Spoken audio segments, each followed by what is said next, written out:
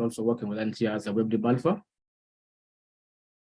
And also I did a lot of trainings. I did the one of training with the Minister of Petroleum, dealing with cybersecurity awareness and campaign. And also, I also did a training with Connect, that is one of our internet provider in the country.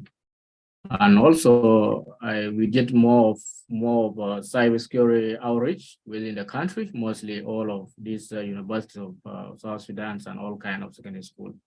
So I'm happy to have you here today, and our topic is digital safety and data security.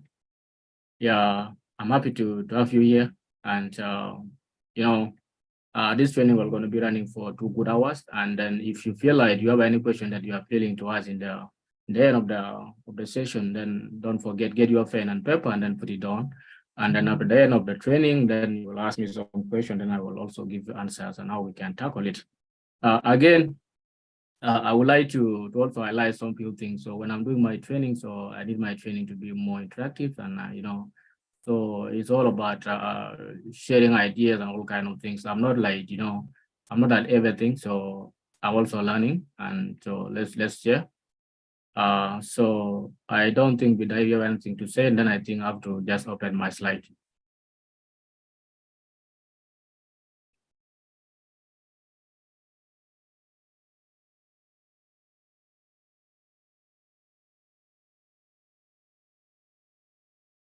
Can you all see my screen?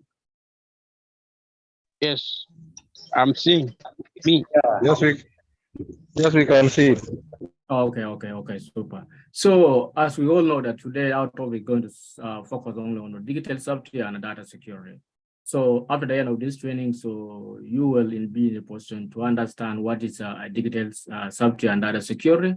And again, you need to understand what the cybersecurity is all about. Because without all these kind of the term that we are seeing the screen, they're all under the umbrella of cybersecurity. So first of all, you need to understand what is cybersecurity is all about before we go deep into digital security. So let's go. When you look at on our screen right now, so we have a man that put on the white shirt and and one of the black and white face. On the other side, then you see another man sitting in the office, and then trying to, yeah. So we look at this picture here. You see that a man sitting on his office, another guy also in the other hand of the internet. So we look at it. This is what we call a cyber attack. Cyber attack, it happens sometime when we try to explore the internet, then try to download some file on the internet. So eventually you find that so the file that you download is not verified, because if you are lacking kind of cybersecurity awareness, so eventually you will fall under this kind of attack. So this guy is an attacker and then also trying to attack this person in the office. So what happened in the channel? You see there's a channel here between these people. And then, this guy also go to the internet and then try to browse, try to download some file in the internet. And then this guy also put some file on the internet, because sometimes this guy, they do what we call they do some phishing and then they do some campaign. Because, for example, if someone want to attack you, like a hacker want to hack your company, or maybe want to hack the human like you. So what do? They do more research, what we call the social engineering and footprinting, whereby they need to know what are the website, what are the social media that you like to visit, and you browse a lot of most of your time. And then they will just put this kind of malicious file on your website, or maybe on the thing that you visit, or the website that you normally visit. Then they will put this malicious web file, and then you will download. When you download, then the machine, the file will get into your machine. Then you will download eventually, and then the malware will affect your computer. So this is how this thing happen. So when you look at this picture here, so what can happen due to this picture? So it happens sometimes. We talk about cybersecurity, it comes in many ways. So, that's what we call internal threat. When we talk about internal threat, every company that you go, there should be a lot of, there's many people that are working in the company. So assuming that you're working in the same company with a different people, different background. So you find that there's this kind of, there's some individual working in the same company. So you find that they're not working for the company, so they're working for other people. So these are the type of employees. Sometimes we call them disgruntled employees. These are the people that they want to quit the company. So that's why when they feel like they want to quit the company, what will happen? They will sell because they have access to all a top secret document in the whole company. They have all the access to data, they have access to the internet, they have access to all the kind of service that you guys are giving to the company. So these people, they will sell out the important data to another third party. That is their competitors. So the competitor, this guy will sell them to the hackers. Those are what we call criminal guy. So when they sell this data to this criminal, so this criminal will encrypt your data and eventually will ask for money. That's what we call a ransom. So for you to get back your information, you need to pay them some money for you to get back your data. So this is how it happens sometimes in the cybersecurity domain. So you need to make sure that when it comes to data safety and and a digital safety, you make sure that all the employees in the company, that should be a policy that can regulate that whatever data you want to access. So that should be like other kind of privileges that need to be assigned to certain kind of people, because sometimes the internal threat is more important than external threat. So you need to put more effort on this. Like you need to apply like a job rotation, like someone doing this, next time you bring another person who can do the same work, so that you understand what are the things that this person has been doing. So eventually they will sell out your data, and then this bad guy, they will ask for money to get back your data. But if you have like a data backup somewhere, then this thing will not affect you. You just said, okay, you can take the data, and then what you then you just get back the data that you already have, then the operation continue. So now we are coming to the cybersecurity. What is cybersecurity all about? So we need to understand this into detail. So a cybersecurity, these are the two terms that you need to understand. I have to break them down so that you guys, you understand them. Because sometimes someone will be asking you, so what does the cybersecurity mean? And what does cyber itself mean? So you need to differentiate these two words. So when you talk about cyber, these are the whole devices that are connecting to the internet. Talk about your phone, the device, the cameras, and all kinds of these devices that are all connected to the internet. This is what we call cyber. So when it comes to security, now we need to secure all these devices that you have, like your smartphone, your network, your device, all kinds of devices that go into the internet. You need to protect them from damages and unauthorized access. So when someone gets access to your data, what will happen? This person can alter, can damage, can change, can modify the data, of which this person is not as right to do it. So if you put more measures, like put more secure, all kind of thing in the place, so it will be hard for this guy to get access to your data. So this is all about cybersecurity. Is all about, yeah. So when you look at this slide, so we talk about, if you implement like, because other companies nowadays, this is like a new domain in the industry, all over the world. It affects each and every individual, not the government, not what, all the people, as long as you have the access to the internet. This cyber attack can affect you anytime. But sometimes you will not rely that, your machine or your phone is being compromised by someone else. But you need to put some measures. What are the red flag that are the indicators that show that maybe you have been compromised? So you need to understand these kind of things. But in the company that also invests more in cybersecurity, so it also protects your data from these kind of people, from bad guy, from internal threat. Because like if you put more secure on your data, and then it's gonna be hard for this guy to access your critical information. So protection of your business. So when you put more like secure on the company and then securing the data in and out, so you need to understand what are the important data that you have in the company. Because if they pull in the hand of bad guy, so eventually, so this guy, they will sell out your data. Or maybe you have every company, you have your own competitors in the whole world. So you find that the person within the company who is the internal threat. So this person will sell your critical information, like the secret. So what are the prototypes? So what are the methods being used? The strategies being used by this company to excel in the company, in the whole world. So this person will sell them out. So you need to make sure that the protection of your business is very important. So we have increased productivity. So when the company is working very well, there's no any kind of data breach, there's no any kind of attack and all kind of things. So the information become good, and also the production become okay. So you need to inspire. So if the company is going okay, then the customers will be inspire, and also they will have a confidence. They will know that these guys, they know to use our data, and then they're putting good measures when it comes to data security. So that's one of the things. Also, stop your website from crashing. So most of you journalists, sometimes you have your website, your personal blog. So what if someone get access to your website? Someone log in without authorization, getting access to your admin role, like getting access, username and password. What will happen? This person maybe they wanted to crash your website so that your business will not continue.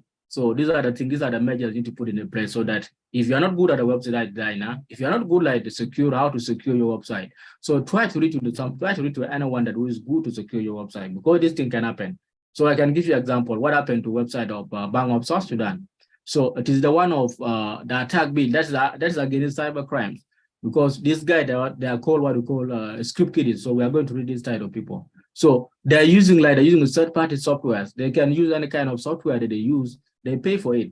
Then eventually they will do what we call denied of service attack. So that's what happened last time to Bank of South Sudan websites. They didn't hack the website. It was just like, prodding too much traffic on the website, and the server that hold the website will not control the data.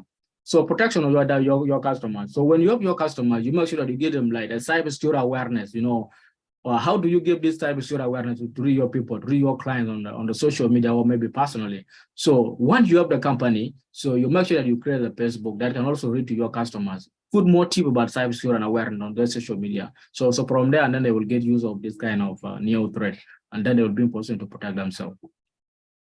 So now we are coming to what is the digital safety mean? So we talk about digital safety. So that is just to make sure that the protection and well-being of individuals and also the devices that we use, the network, it involves the cautious and the protection of the threat against cyber attacks. So if you talk about the social media, then most of you guys are using a lot of social media. So you find that most of our musicians, most of them, their social media mostly are all compromised. But we need to make sure that there are some tips and some security measures need to put on their place. So because when someone gets access to your social media, there should be other way of getting out to recover back to your social media. So these are the more things that you need to protect ourselves against cyberbullying and online harassment, identity theft and scam, phishing and so on, so forth and so on. So when you put this kind of a digital update, so just to make sure that your data is secure and no one can tamper with it. So that's why it brings us to what we call a CIA trial. We talk about CIA trial, we talk about confidentiality, then integrity, and then availability. So we are going to read that and we understand how we can safeguard our information from this bad guy. We talk about data security. Data security, we need to make sure that no one can tamper with our data. And that's why the CIA trial coming. So whoever access the information, not everyone have the privileges, have the authority to access certain kind of information. And the information, the important information should be accessed by a certain group of people. Not everyone should access. Because, I've been mentioning about the internal threat, because these guys, they have all the access to all data, the information, the critical information, they have it. But we don't need this people to come and destruct our information and all kind of things. So what do we need? What do we make sure that our data is secure? So we need to put some kind of encryption. So how do you encrypt your data? You make sure that you put some kind of password, a strong password on the system. You need to make sure that you put some access control. Go to the bank, you see this kind of system in the places.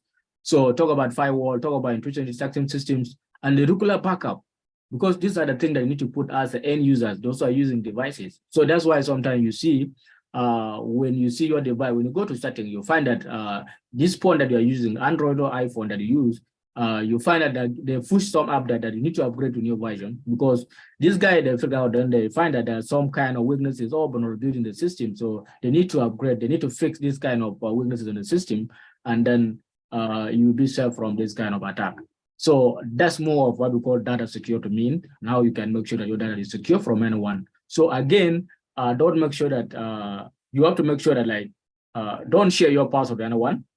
Your password is very important. Don't share. And again, when you're posting online, so there are some people sometimes when they're going somewhere, they be like, today I'm here, and then tomorrow you post, today you are bored, tomorrow you post you're in Juba. And this is more of a physical secure, because we're not focused on only the digital secure, also the physical secure is very important. So whatever you post online, make sure that don't just check in where you are in, because what if someone that is looking for you physically, it can also cause some other issues, or someone wanted to kill you. So which is not good for your personal security. So make sure that whatever you do, make sure that the password, we're going to read how you can make a strong password and all kind of things, and how you can protect yourself from this kind of phishing and all kind of things. So we are going to read that. So I've been talking about why cybersecurity. So these are the three main topics in cybersecurity. So we talk about confidentiality, integrity, and availability. So these are what we call CIA. So this term you need to understand them like into detail.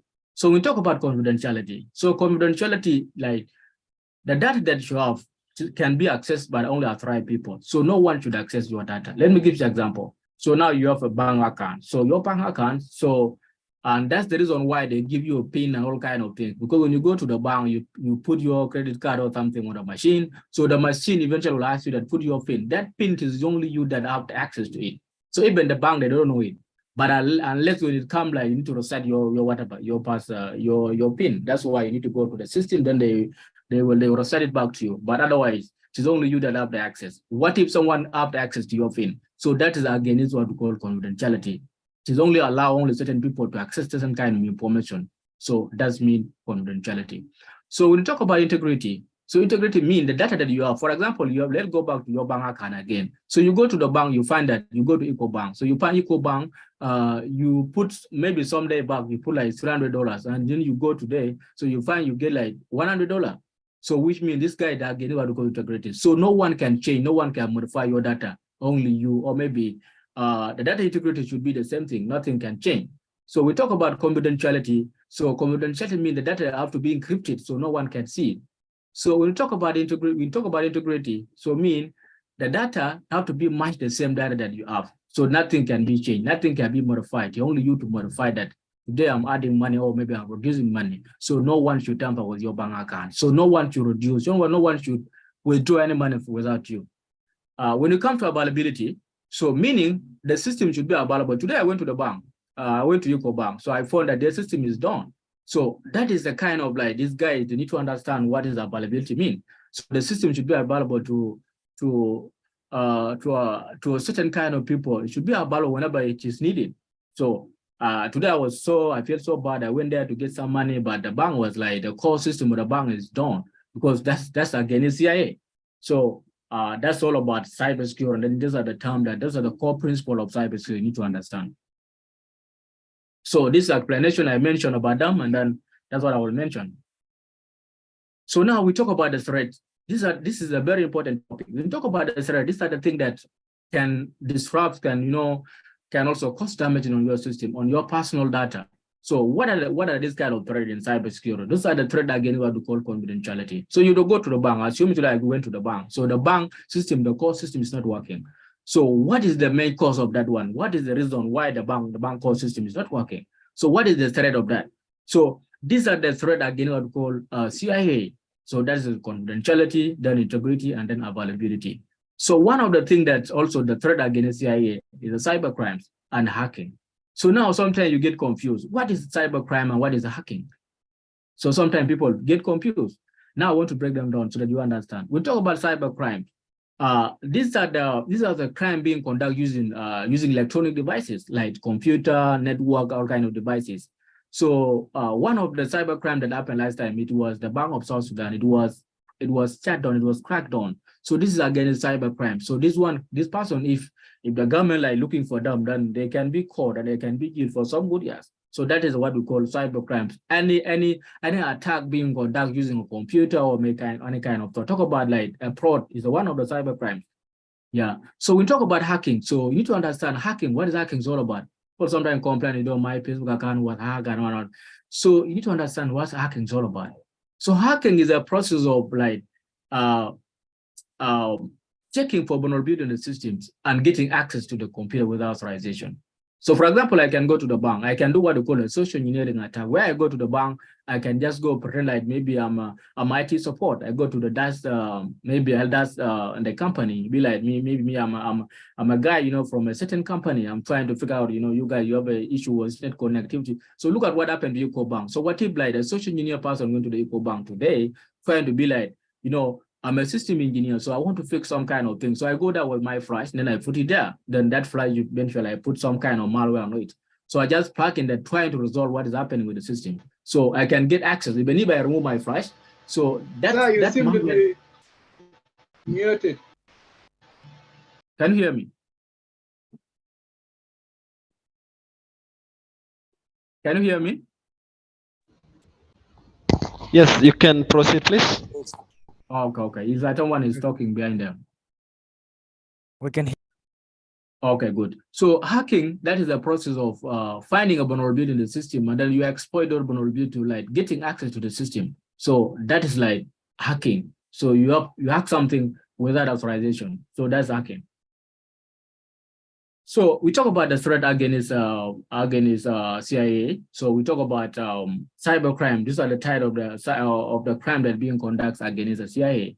So most of the crime being carried out against the computers or devices directly can damage or maybe disable the like the important data that you use. For example, someone can put a malware on your computer, on your device, or viruses on the computer. So and this one will steal your secret information. So that's one of cybercrime. So a cybercrime also can be conducted like involve like the computer network and device. That one I mentioned about it, and then also another kind of things. So these are the type of cybercrime. So I also mentioned about them before. We talk about DDoS attacks. That is what happened to Bank of South Sudan. So we talk about like the sniffing and viruses. Someone like gets access to your computer and then also put a malicious code, that is the virus, on your computer. Or someone also be the man in the middle of attack. Like someone is sniff your communication, I'll be in the mirror meter, like talking to someone, but I can put my device to make sure that whatever you guys are talking about, I can capture it. Then later on, I can use it against you. And then also we have what we call a computer incidental to the crime. So whereby maybe internal threat, someone who is not well educated, someone doesn't know what he's doing, someone can cause a lot of damages in the company. So these are the kind of like cyber crime that being conducted using computers and all kind of devices. So sometimes you need to know what are the motive behind this cyber crime, because there's nothing that you can do without a benefit. There should be a motive that motivates you to do certain kind of things. So one of the things that you need to understand, distributing a business continuity. So someone like, if they see that, your business is growing, you have a lot of fun, you have a lot of money, and there's too much investment in the company. So they need to make sure that the company is done. So no one should have this kind of business continuity. So damage of organizational reputations and target. So once your company is hit by a cyber attack, so it becomes hard for that client or maybe other people that want to do business with you. So eventually they will run away from you, be like, if I do business with these people, and then eventually my information will be compromised. So they will run away from you. So information theft and manipulating the data. So if they get access to your data, what happen? So they have to change, they have to modify, delete, and all kind of things. So these are the things these are the measures need to understand. So when it comes to type the motive behind this guy, those are the motive that they need. So financial losses to the target. So when they get access to you, they steal your money and all kind of things. So you become bankrupt. So you have no money. So that's the big things. Demanding ransom. I talk about ransom. Ransom means like the hacker get access to your information. So they will encrypt your data. They will lock your data with the key. So they will ask you to put some money, demand what we call ransom. The money being paid after when you pay money up before you get back your information, your personal data. So that's why backup is very important. You need to back up somewhere, because if this person get access to your personal information, the company data, so you won't care about it. So you just said, okay, take your data, and then you get back the backup that you have, then you can restore it back to the normal operations.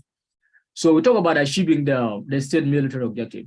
So talk about, what happened to Russia and Ukraine. So these people, you find there's a group that being sponsored by government. So this group, they need to know what's happening in the state. So try to get like the secret information of the countries, and then they will use that information, those sensitive information against the country. So it is one of the motives behind this kind of attack.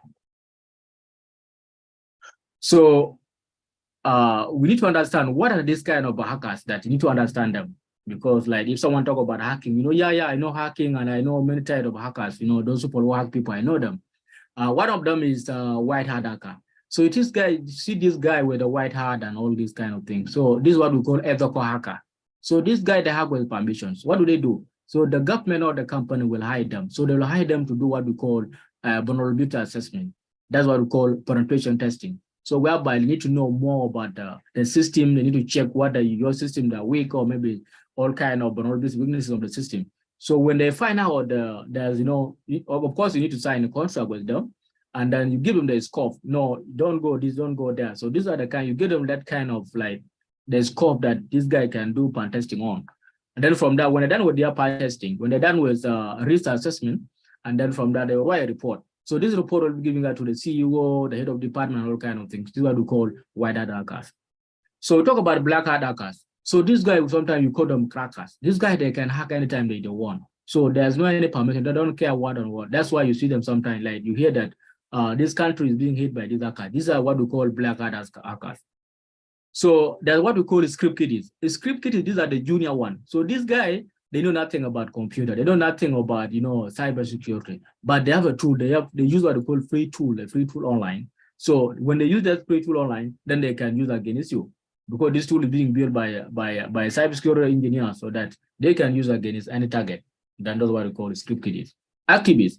So activists now, we are going, mostly now you guys are journalists. So now this thing is going to happen when it comes to election. So election is coming soon. So you find this guy is what we call, that's what we call, again, is what we call political motive, because you find that this guy is supporting, like this one is supporting another one. So this group of people, they will organize themselves. These are what we call cybersecurity experts. They organize themselves, and then they will do this kind of hack against certain kind of people, and then that's what we call activists. We talk about the gray hat hackers. This guy, sometimes they work, they do their thing offensively, and sometimes they work offensively. So they can depend the company, and again also they can hack you. So what do? So this guy, they'll get access to your information. They can go, they can do more research about you. They can get a vulnerability on your system. So they will report to you. So these are the weaknesses of your company. So if you want me to fix, or you want me to get back, like I want to secure your company, then you pay me, then I have to fix it back. So this guy, then you have to pay them, then they will get back, they will reset back your information, and then they will secure you. We talk about what we call red hat hackers. So this guy, these are the guys that look at, they look after black hat hackers. So when there's hacks happen, so these are the group that will go and look for these black hat hackers. So they'll have to look for them, and then until they shut them down. So that's why you see them, the red hat hackers. So how cybersecurity work? So you need to understand how this thing work. And then we talk about two-factor authentication. So if you go to your social media, you find there's a lot of security features are all embedded on your phone, or maybe your devices, or maybe like on your social media. So two-factor authentication is more of your password, is beyond the password. So they have to give you a code, and then you receive the code, and from there you will log into your personal device. This one is very important. You need to secure your password. There are some people, sometimes you find them that are so lazy to put their password somewhere. They are what we call our password managers. So these password managers, if you apply different kind of website and different kind of login detail, and you are lazy to remember this kind of password, this password manager, you go there and then you restore all your password, different website, different social media platform. So they will give you what we call a master password. That master password can control all the password that within that master password. As long as you know that master password, you can get access to all the password within. So make sure that you secure your password. And then you have to regularly update your information. Like they will give you update that you need to update your phone, but you take some time, like, I have no time, I have no data. So this one, sometimes it can also get this guy, they can hack you through that kind of outdated system. Antivirus. So you need to put antivirus on your phone, of your computers, to make sure that no one can get access. And also you need to put like anti-malware, all kind. There's also anti-phishing and all these. You need to put them on your system. So firewall is for the companies. Firewall sometimes can be hardware, can be a software that also work like the gate man. So whatever traffic come to your network, whatever traffic go out to network, this one will filter out what is happening. So no phishing. So when there's no phishing, make sure that phishing can come, because now the hackers, they understand that hacking companies and people has become hard. But this one, phishing, it worked like 93% the whole world, not only South Sudan, 90% it work out. And that's why most of the hackers, they're using phishing, whereby someone pretend to be like from the person that you really know, and then we'll send you the email to your inbox. When you click, make sure that they have to put some kind of tricks, and then trying to fool you that this message is legit from the person that you know, and then they will give you a link. So eventually, when you click on the link, then they will get access to your personal information. So make sure that we are going to read that, and most of the topic will finish on phishing, because that's the more thing that people are facing nowadays. You need to secure DNS. So DNS is more of that we call a domain name system. That one is more for the company that hosts your website. If you got some time, like you have your website developer, so who is the host, who is the domain system for my website? So they will give you the information who on the website, the domain name. So we talk about encryption. So encryption, that's how you need to encrypt your password. You need to make sure that all the computers in the place, they have to be encrypted. Your phone have to be encrypted. You put a pin on the phone, so no one can get access. Even your mom, your sis, and whoever that you are staying together. So these are personal details. Mostly those who are using a device like smartphone and all kind of things. So make sure that you put a strong password. No one can get access to it. So now we come to what we call like what are the browsing habits that you can also do as a personal level, not a company level. Because when you have this kind of awareness, then it becomes simple for you to secure yourself. You don't need someone who is technical. It doesn't need technical people. As long as you follow this kind of step, then you'll be secure. I know that. So you need to keep your software like up to date. So the software need to be updated because like these devices that we use, they have a security measures. They have a backdoor that being embedded on your system. So whatever update coming in, so they will notify you that you need to update to new version. So that's why people are lazy now. I have no data and all kind of things. So you need to update your machine. So you need to secure the web browser. So there's some kind of secure web browser that you use sometimes. You need to make sure that the browser that you use is a good browser, not outdated. You need to update it to the new version. So you need to enable the security settings on your browser. Don't be cautious on a familiar website. You go to the website, you find a website is so funny and all kind of things. It's not familiar to you. Please don't do that. Don't go to that website. Check the website security. So you find that the website, when you go to the website which is not secure, if you're using your phone, they will give you a message, a warning message that the website that you are trying to visit is unsecure. And now it is you that the owner of the phone, the owner of the machine, the computer. So it is you to allow you yourself to access all kind of devices. And then the website will open, but they will have to give you a warning. And there's a website like you find the websites because sometimes if you're not a technical person, so they will give you that kind of information, but you find that there's what we call HTTP and HTTPS. So HTTP, that is what we call hypertext transfer protocol. So these things, so those are the tools that are being embedded on your browser. So whenever you browse them, then you see there's a lock on the key on up there. So you see that lock there on the website browser. So you see the website is secure. Use a strong password. So don't use like a simple password like your dad name, your girlfriend, or your brother name, or maybe 1, 2, 3, your number and all kind of thing. Please don't do that because hackers, they have a database that they use to generate this kind of password, then to hack you when it comes to cracking, when it comes to what we call a brute force attack. Brute force attack meaning the hacker can use any kind of combination to get access to your personal information from your website or maybe your personal data. So be cautious of whatever you see. You need to get serious of whatever they send you on email. Don't download anything from email.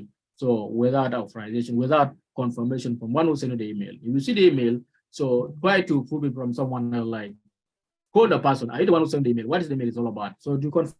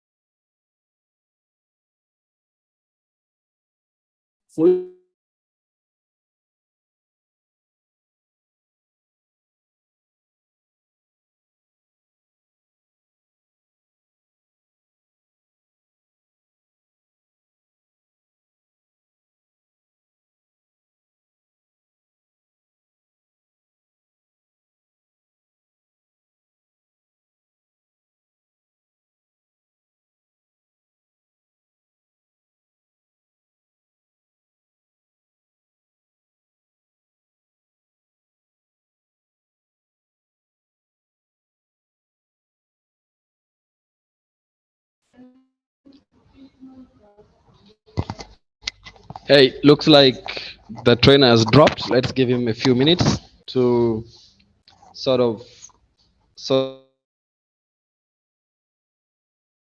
glitches and he bounces back.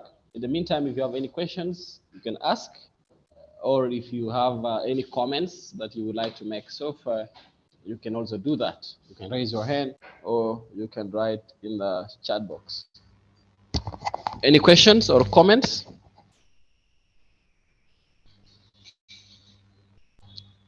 You can raise your hand or you can type in the chat box.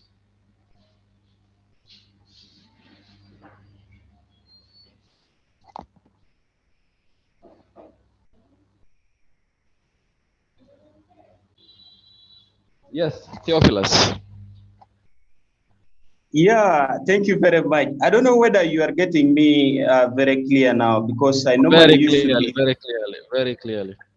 Okay, thank you very much. And there is also something that I want to know, because this is actually a very good kind of lessons also that all of us actually need to gain. And now there is something that I really want to know on how, maybe if he's back, he's going to answer on how some other accounts maybe which are actually being hacked.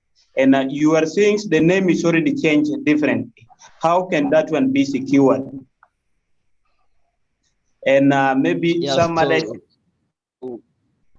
so what happens is this. So usually he talked about social engineering. So social engineering is that somebody like a hacker gets to research and get to understand a particular user, and then later on you may use certain techniques like using your friends. Like most of the techniques that you see people losing their accounts these days happen in a very funny way. You find that somebody will text you and say that, hey, there's a way you can get free data, you can use Facebook for free, or somebody saying that you can use TikTok for free, you can get this amount of GB. So what you do is you send me your phone number, and later on they will say there's a code that has been sent to your number, so please send me the code. And then later on, so what happens is when account is compromised like that, you need to go to Facebook. You go to facebook.com/hacked. So when you go to this site that I have typed in the chat box, and Facebook will prompt you to give the details of that particular account, such as the name. And what is very important is always do not forget the phone number and the email with which you open your account. Make sure that your email and the phone number are updated.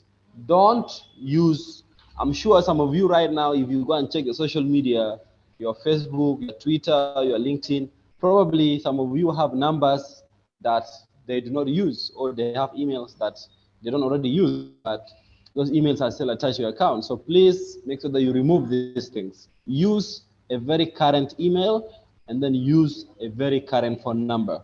And then if it is on Facebook, make sure that you make your contact information private. There's a way when you go to security settings, then you can make sure that it is only you who is able to see your email and phone number. That way, it's not easy for somebody to get to send a link already. Because what these people do is they usually take your number or your email, and then they go to login, and then they will say forgot password. So when they click forgot password, they will be asked for a way of verification. That is when a code is sent to you, and then later on they will text you and say there's a code sent to your number, and then like that. So usually when this happens, do not send them your number. But if your account is already compromised, then you just follow this procedure. Go to facebook.com/hacked, and then you follow the prompts there to be able to recover your account. Or what you do is you can also make sure that you need to act very fast before, because usually these people, they are very tricky these days. Very quickly they can change your number and stuff like that. So it's very tricky, and you need to make sure that you're very, very careful with that. I see somebody is asking for the attendance. The attendance is already shared in the chat box. Yes, Theophilus, is that answer okay with you? Yeah, thank you very much. Yeah, so make sure that you always keep that link, so that in case an account is compromised, you can easily follow. And then with Facebook pages, if it is a Facebook page, make sure that you are very, very careful about who has access to your account. It's very, very important. Don't give people unnecessary access to your Facebook page. Yep. Yes, you're welcome back. Yeah. Yep. So sorry about the internet glitch. Yeah, man. Hello, Yes. I was actually raising my hand to ask the question. Yes, Orayo, Gabriel, you can ask your question. Meanwhile, Chual, you can set up and yes, please. continue. Yeah, it's about the link that you provide for like for easy communications with the Facebook. The first, I was talking about the link, which is facebook.com/hacked. Like do that link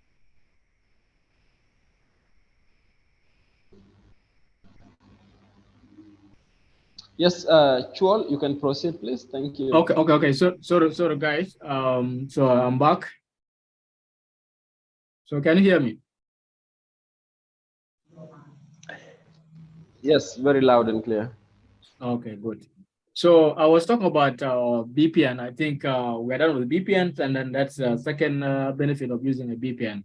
So you have to encrypt your data when you are communicating. I was talking about if you go to public places like hotel, airport, so you see that there's available free Wi-Fi there. So when you go there, you just connect automatically without a password. That is risk for your personal data. So you make sure that you need to download this kind of VPN so that it will encrypt your personal data that you do.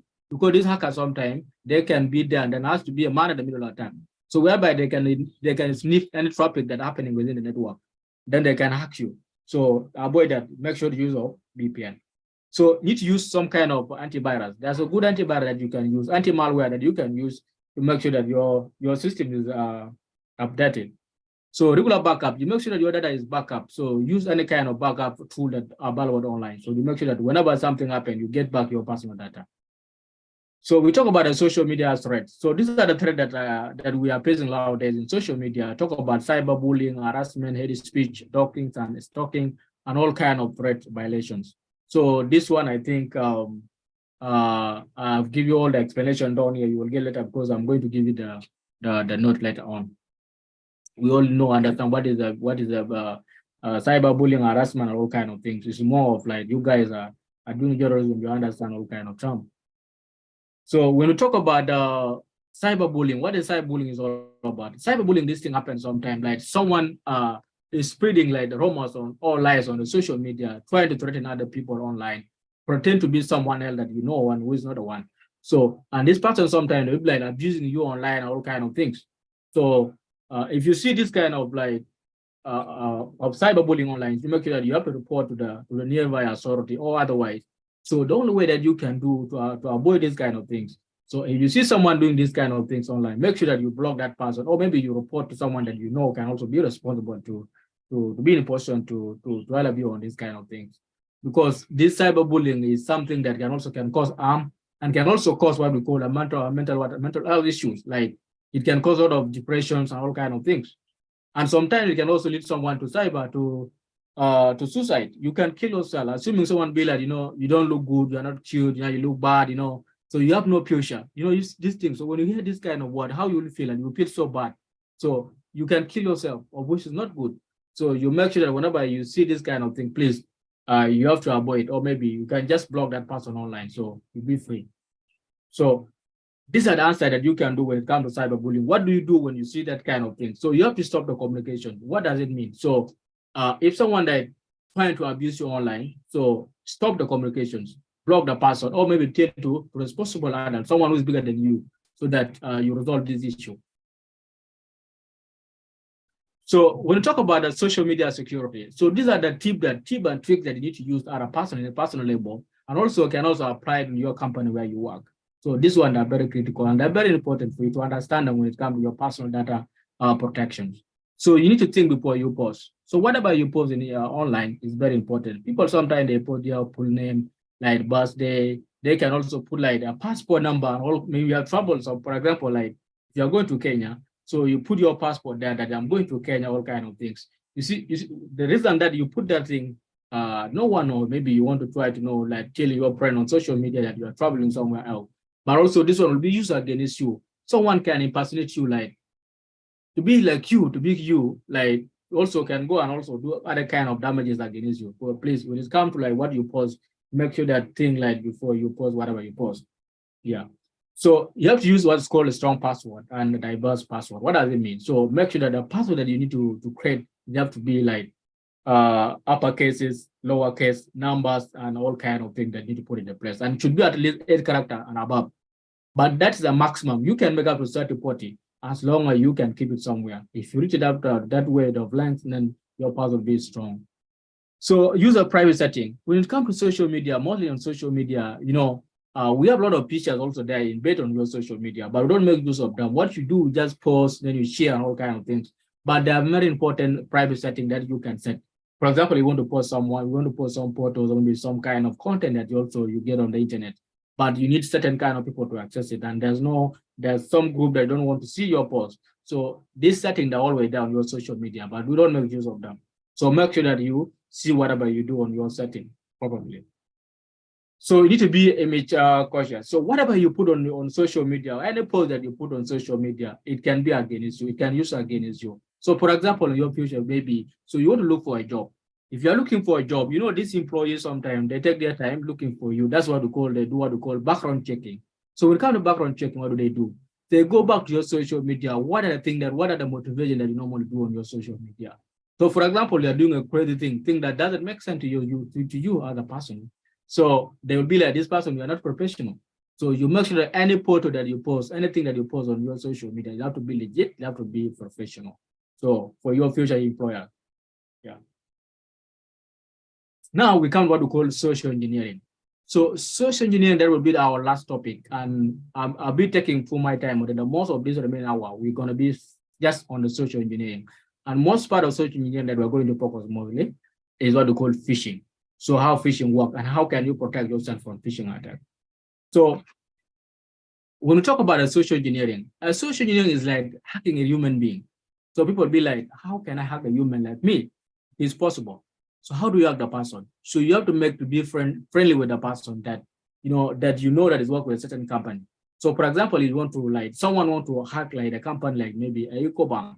So what do the person do? Like social engineer, what they do, they can be close friend to you. Then sometimes so that you give them like a critical information, like the information like the company, the network, the system that they use, so that whenever you do what we call information gathering, so you understand the infrastructure of the whole company, you understand the tool, the networks, and all kind of system they use. So from there you plan for your attack, because you don't just go, you attack the company, then you need to plan for it, and then you come for the attack pace.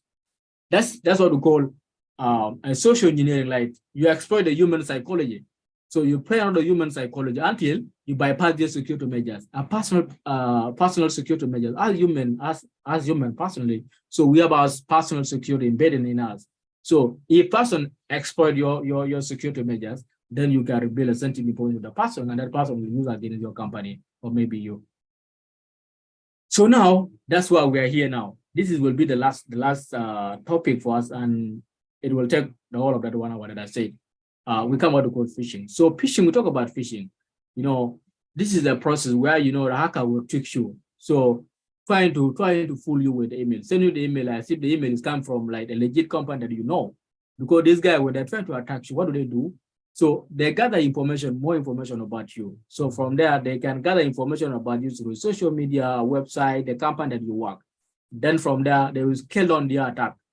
So they can fool you, because now they're sending hacking person like using a computer or kind of thing. It's become hard nowadays. But with the phishing, it worked like 93% of it worked out. Yeah, because people they don't put too much effort on the phishing, like the email and all kind of things. So when they come and try to fool you, so you think that this is the trust person that you know, because they what we call the spoofing, that they can spoof the email from a company that you work. For example, like they can spoof the email that is coming from what? From Ecobank, and you have the bank with Ecobank. Be like, what? We have an issue with our bank, and then we have seen that someone tried to get access to your personal account. So if it is you try to verify, that to reset your password, then they will give you a link. That link is already customized in a way that it will capture all your bank detail. Then you put those one that you are giving it to Ecobank, but you are giving to the attacker. So that's why when it comes to email, so you make sure that whatever coming to your email, you need to verify it from many channels. So we are coming to at least 7 types of phishing scam that we are going to go through. So one of the scam is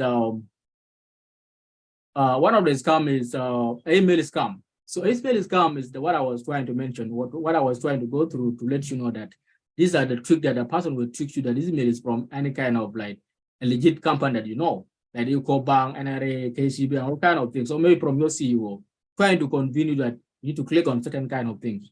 So pay attention to any website that any email that you receive on your email. So there are many ways that you can check for the email. So we are going to look at how you can see whether this email is legit or is not legit. So another thing is pure phishing. So this is pure phishing is only target only one person in the company. So for example, I can say, okay, today I want to attack only what? I want to target only the CEO of the company. So what we call is spear phishing. You target only one person, and then assuming maybe I want to target the boss. Just the boss, what will I do? I want to impersonate the boss. Then I will send the email back to the human resource, maybe to the finance. So try to continue, this email is from the boss, because I need to understand the boss, our boss that is thing. So I can do more information about the boss. So eventually I will send the email to the whoever that I want to target. Then that's what we call it spear phishing. You target only one person. We talk about smishing. Smishing is spam. So this smishing, someone will send you a message. For example, you can receive a message from MTN or from any kind of like internet service provider, or maybe this kind of network that you connected, you subscribe to. So they will send you the email, they will send you the text message. Please, you see this message here, when you see on the screen that, so we have detected that unauthorized access to your account. So your account has been limited for security reasons. So to verify your account, click on this link below. So you see that.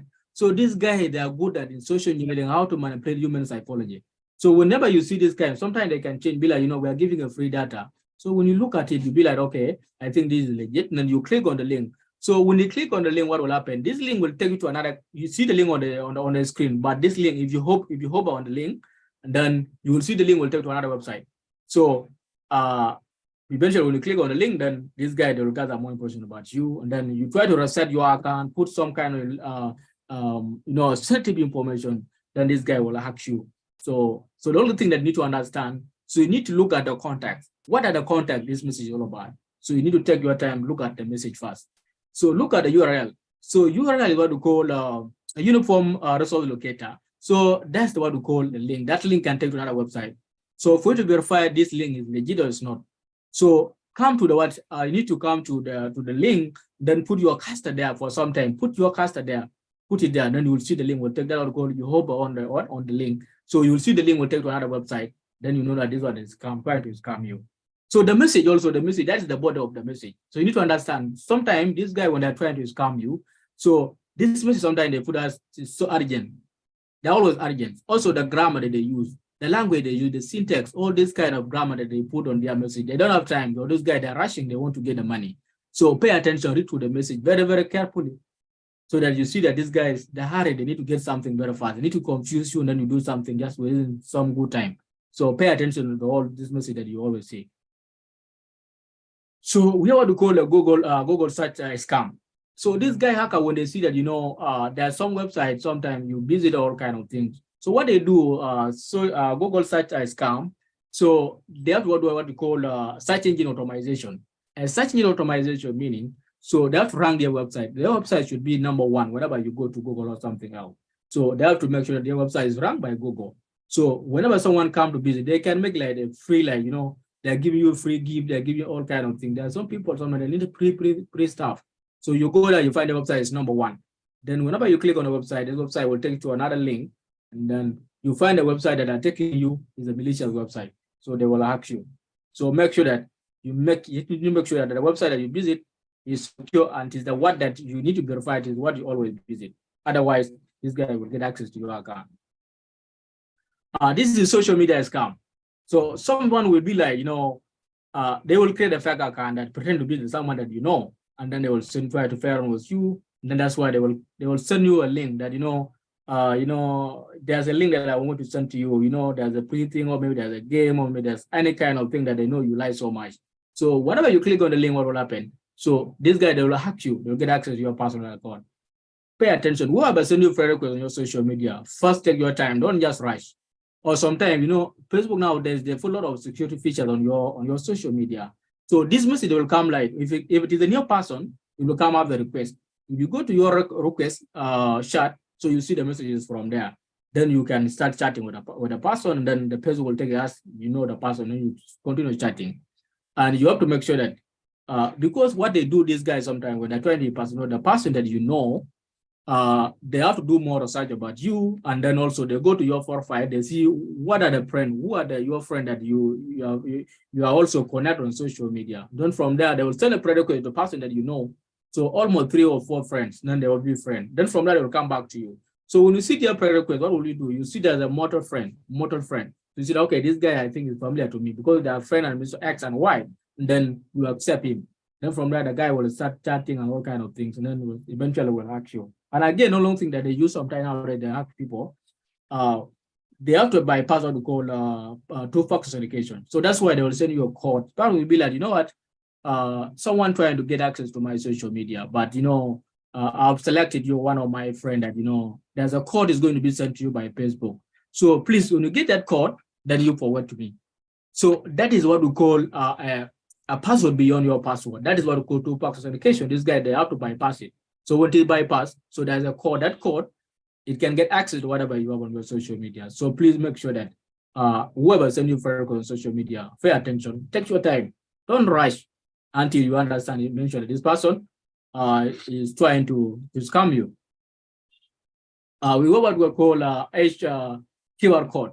So QR code, these hackers sometimes, if they see that there are some other public places like airport, and then bank and all kind of things. So they will put a simple QR code on the place, and then so that they can attract the people who are not serious about security. And then when you try to scan that QR code, you find that QR code is embedded with malware. So that malware, because when you scan this, it will take you to the website. That website is already infected by malware. So that malware, sometimes they will just download themselves on your computer or your phone, then they will hack you, they will steal your sensitive information. Please, whatever you see on social media, whatever you see being shared by someone, even if you know the person, don't just click, just take your time, do more research about that. Is it true or is not before you go to the action? So now we want to call a phishing. So phishing is through call.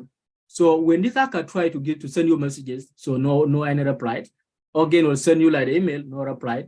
And then also they will use what we call a phishing scam. Phishing scam is through calling, like a voice calling. So someone be like calling from the bank, let me say Lico Bank, let me go back to Lico Bank. So be like, oh, Mr. X, we have received some information, like someone trying to get access to your information. Or maybe they will go to the bank, they'll go to the like the client, maybe let me say I can say I'm from Liquid Technologies. Because Liquid, they have their client where they provide them with the internet. So I'll pretend that I'm from the Liquid. So like I can call the client that I've seen it on your database, that on our database. So your monthly subscription is almost getting done. So for you to pay this money right now, we are giving only 2 hours for you to pay that money. You see the language they will use. The language always they use this guy is better agency language. So they will be like, we need you to pay it right now. We are giving only 2 hours, only 1 hour to pay back that money. Otherwise, we shut down your network. So for you, like you don't need to lose the internet. So you have to go and then you pay the money. So they will change the payment status. We like, okay, now we need them, send them to this number, or maybe send to this account right now. So we need to do something now. So you go and you pay that money. When you pay that money, you're paying back to the attacker, not to the bank. So make sure that whoever call you, you need to understand the person, why the person is calling you, because people can also scam you, like they can use like different numbers, like random numbers, whatever number they call. Whoever fake the number, then they will scam you. Pay attention, whoever call you need to verify the number. So how do we protect ourselves from this kind of scam, phishing or scam? So if it is urgent, so please don't just go and then you click on the link very fast. Don't take any action. So pay attention, take your time, because these guys, they're always urgent. So take your time. So you need to call and verify. So if it is the bank calling you, maybe EcoBank, maybe like the Liquid Tech, they're calling you that you need to do something. Call them like physically. There's many ways that you can reach them. You can call them, you know what? I've received this and that. So is it you that do call me, or someone tell me the tax? Is it you? Like, no, it's not us. So make sure that you verify. Then check the address. You need to make sure that the URL of the address, because when you go, you hover to the website link they give to you on your email. You need to make sure that you put your pointer on the link. Then you will see the link automatic down whenever you hover on the link. Then this website will take another one. So that's why you know that this is kind of a scam that wanted to scam you. So you need to check for the spelling. Because these guys, they're not good at taking their time to go through the grammar, the text, and all kind of things. So pay attention to those messages sent to you, the text message, the body message, then the head of the message, the greeting, and all kind of things. Pay attention, you will see. Need to also enable two-factor authentication, as I said earlier. So two-factor authentication is more of your personal password. It's beyond a password. So if someone get access to your account, like they have like they breach your personal login detail, like password and username, but they will not get access to your code, that is two-factor authentication. So that's why these social media will lock them out. They will not get access to your information. Look at the style of the message, mostly the body, the greetings, and then the subject. And then also you need to ask some questions. Why are you sending this mail? Who is this and who is that? So always ask questions. Then that's why they will give you more information.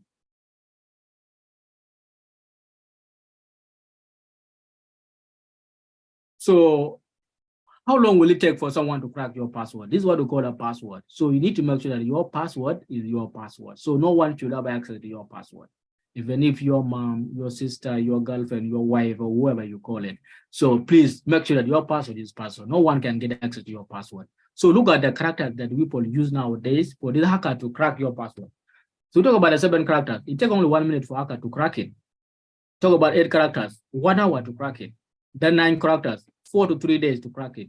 10 characters, 7 months to crack it. 11 characters, 40 years to crack. 12 characters, that is 200 years to crack it. So what does it mean? So you can make it like 1,000 of words without this kind of letters, lowercase, and numbers. So it will be easy for this guy to hack within a day. But when you mix this password, include lowercase, uppercase, and numbers, so this guy will not get access to your password. So make sure that you mix all this kind of word for you to secure your password from anyone trying to get access to your personal data. So that's why you see a lot of accounts were being installed from different websites, from different companies, because now you find that there's some website that you log in, then your password is there, but you find out this guy that have been hacked, or maybe data is being breached. So for you to find out that your website, maybe your personal account, your number, or maybe your email has been breached somewhere, maybe different website that you log in. So go to this website, check this website, it's called haveibeenpawned.com. So if you are seeing this website on the screen, take a screenshot, then go to that website. There's a space where you put your personal email. Put your email there, then you'll see whether there's someone that use your email somewhere, or maybe this email has been under maybe certain kind of company breach, then you will see it there. They will give you information there. So, and that's why we should also enable two-factor authentication, because whenever someone get access to your information, someone hacks you, and then they will not get access to your that is the third way of protecting your security. They will not get access to your personal information. So these are the two way of setting up your two-factor authentication. So most common is the text-based. That is, you put your number whenever you try to log into your social media, Facebook, Twitter, all kind of things. So they will send you a message that verify whether it is you. Then you use that code, go back to the social media platform, then you log in. We have a best most used authenticators app that you can also use. We have a Google. Google is one of the best authenticator that you can use. Microsoft Authenticator, and so many of them you can use them. So the better way, mostly for big companies, they have to use what we call a USB. So USB, whereby you put your key, even your personal device like the computer, so even your phone. But now it's still a new trend technology is coming up. But soon people are going to apply it. But mostly in Europe, it's also being used for you to unlock your device. So no one should have that kind of USB. It is only you that have access to it. How do you make sure that no one hacks you on social media, on Wi-Fi? Because nowadays we like free Wi-Fi. You go to the Wi-Fi place, you sit there, you enjoy the internet, and then this guy will get access to your information. So what will happen? So this guy, what they do, when you go to the airport, so you find maybe they put, Juba International Airport Wi-Fi. So the hacker will come in, will create the same name with Juba International Airport, Wi-Fi. So they will create the same Wi-Fi with the same name. And then what do they do? When it comes to broadcasting, to broadcast the Wi-Fi, so that this Wi-Fi should be available to whoever try to access the internet. So they will have to make the Wi-Fi to be number 1. So you find that the same name. So there's no way for you to look for another name. They make sure that their website should be number 1. And then they have to make it to be free, and there's no password on it. So you just go there, you click automatic, then they will get access to your information. So please, whenever you go there, make sure that you use VPN. So our VPN is the one can also help you a lot. Please use VPN. So, and also you make sure that whatever you use sometimes, you see Bluetooth, people sometimes they ignore Bluetooth. Bluetooth is very important. How to call a blue jack? A blue jack meaning I can just connect to your Wi-Fi to your Bluetooth around. So if you send maybe some music or some text to someone, then you leave your Bluetooth on, this hacker will come in, will just connect to your Bluetooth automatic. They can also put a malware on the Bluetooth, like sending you a fake messages, sending you like a malicious message on your phone. Then the guy will start stealing your information. So please, whenever you're done with your Bluetooth sending, make sure you put off the Bluetooth. It's very important. We talk about malware. Malware, we have different types of malware. We have viruses, we have a worm, we have a Trojans and all these. But I was thinking like I can also give this, but it's like more of deep technical people for technical people. But at least you need to understand what is malware is all about. So we talk about ransomware. So ransomware is one of the tools being used by this cyber criminal. So what do they do? I think one of these happened last time to Dar Petroleum. Dar Petroleum data was breached by that time. I don't know which year was that. This guy, what they did, and then they have to encrypt the data. So when they encrypt your data, they put a lot of password, and they will demand, they will just lock all the screen on the company, all the computer in the whole company. So they will demand what we call ransom. That's the money. So this money you need to pay before you get back your personal data. But if you have a backup in the place, so just say, okay, take that whatever you want to take, then you get back your personal data within some good hours. And then if you don't do that, then you have to pay them to get back your personal information. So how to avoid this ransomware from happening? So don't download file from a random website.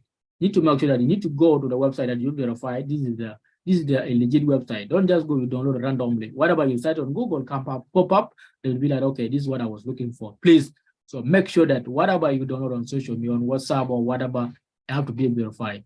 And I think I don't know whether you guys are giving this good platform called VirusTotal.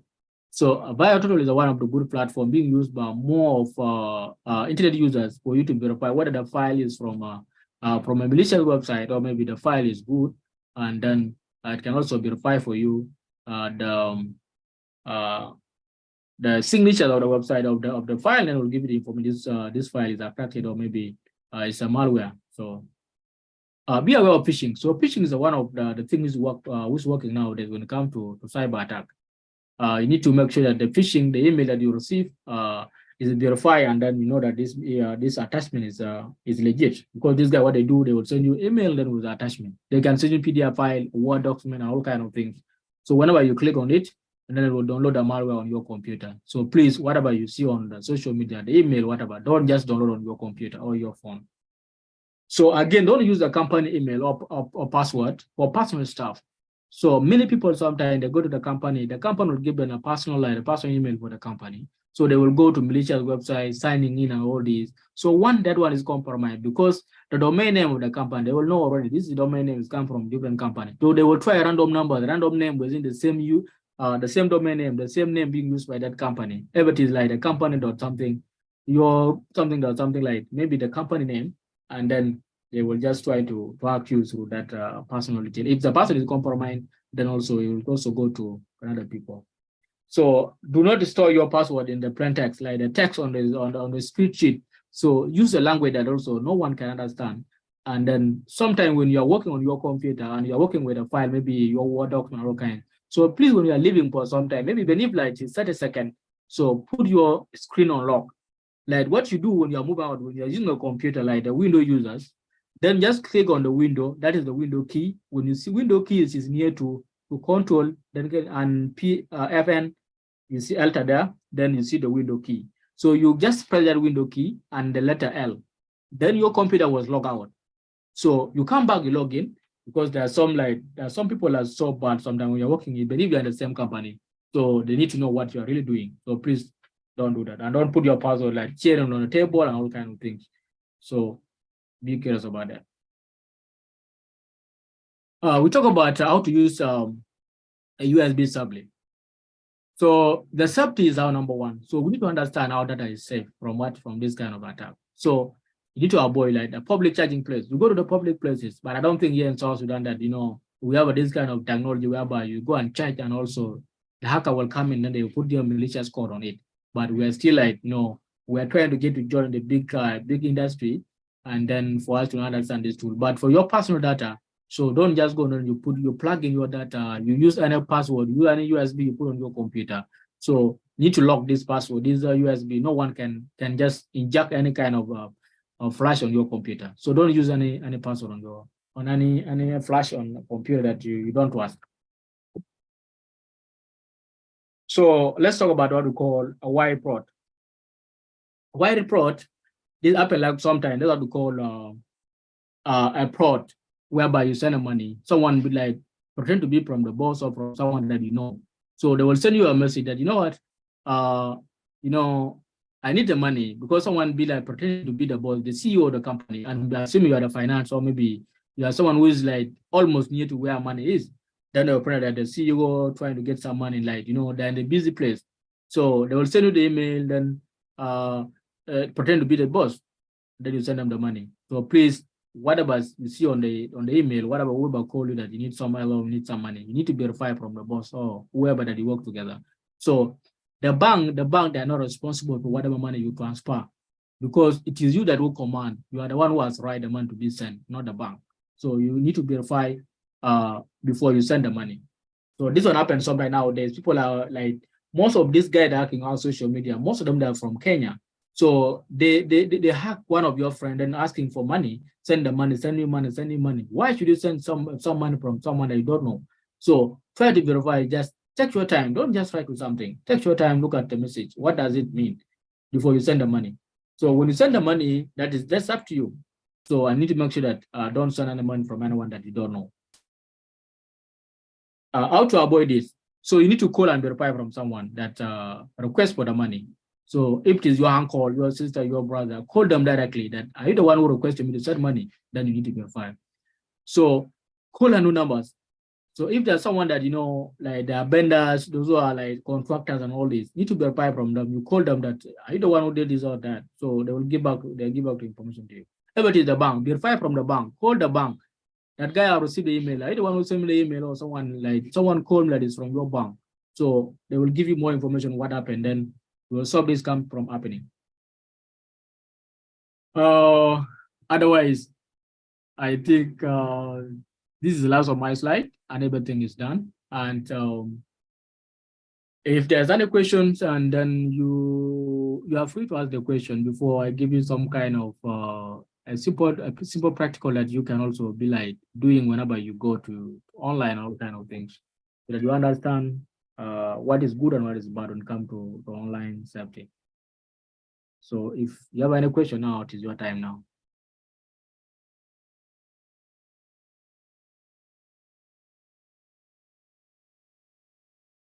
Yes.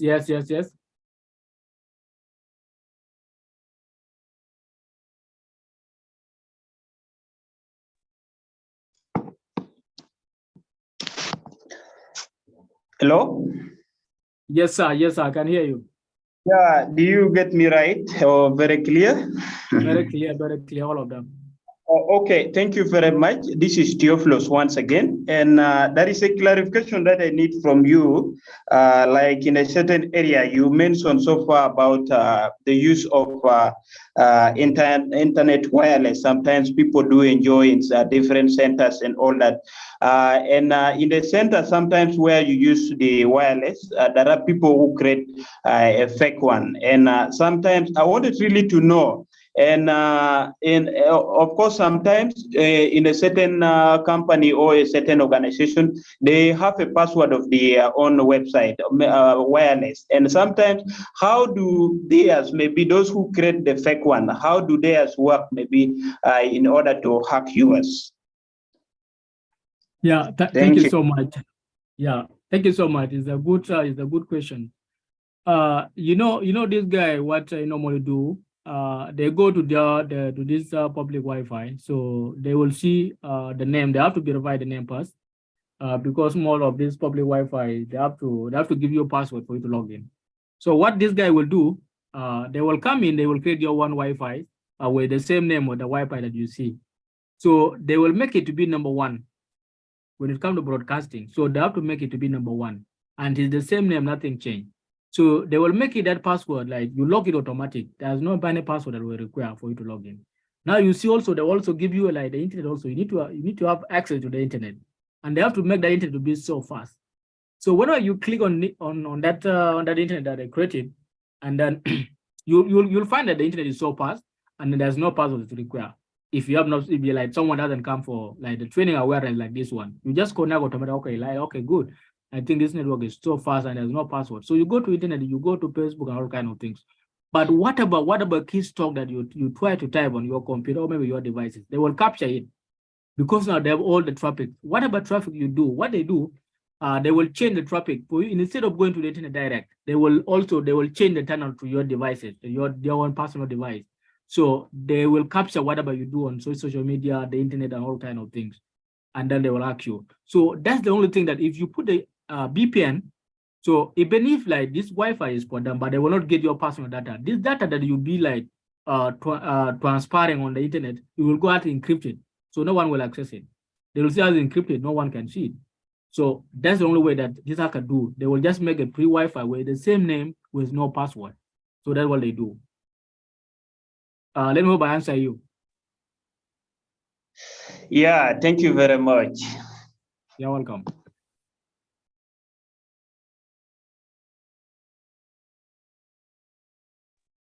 Yes, can you hear me, please? Yes. Yeah, this is Soraya. Yes, alright. There is one of the verification tools that you talked about before. I thought you will mention it, but then I think time is gone and we couldn't go back to it again. Like receiving an email, and the email is maybe directing you to click on a certain link, and of course you have to be suspicious about the link. So before clicking on that link, you said before that there is need for the person to at least verify the link. So I just need to know the tool that we should use to verify the link. Okay, good. There's some tool for you to verify whether this link is legit or it's not legit. Most of the the usual one that we normally use, like our personal label. If you don't need any tool, like you can use our personal. So you just go when you see the link. Just open. Like don't just click on the link. So take your cursor, then put it there on the link. Like just point on the link. So you will see this link that's sending you is also taking you to that website. Before you go to that link, put your cursor there, then you hover on it. You will see this link will take you to another website. So again, there's also some tool like what I was mentioning, because if it is a phishing link, you go to what we call virus.org. So virus is one of the good tool nowadays we have been using. Let me try to share it, to share my screen with this virus.org whether you can see it. So that one we just go, you copy. Whenever you see the link, you just copy that link, then you put down the this one, virus.org. And then this virus will scan the whole thing, and then will give you the information. This one is the malicious, and if it is a phishing, will be like this is phishing and it is malicious. So you will not go and open it. Don't just go and you open. But those are the more best thing that you need to understand will come analysis. But important that you need to over to the link. That is the part thing you need to understand, because this link will take you somewhere else. So that is the normal way of understanding how to identify this kind of link.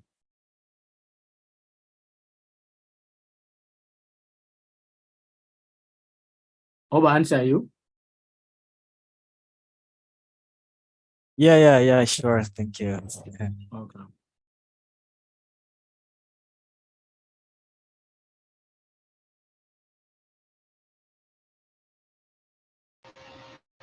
Yes, sir. Yes, I can hear you. Yeah, thank you. This is Port. I just want to understand something. There's something I don't actually understand from social media. You may find somebody already your friend. He's already your friend. And then again, you'll get another request asking you to be also a new friend to you that you need to confirm.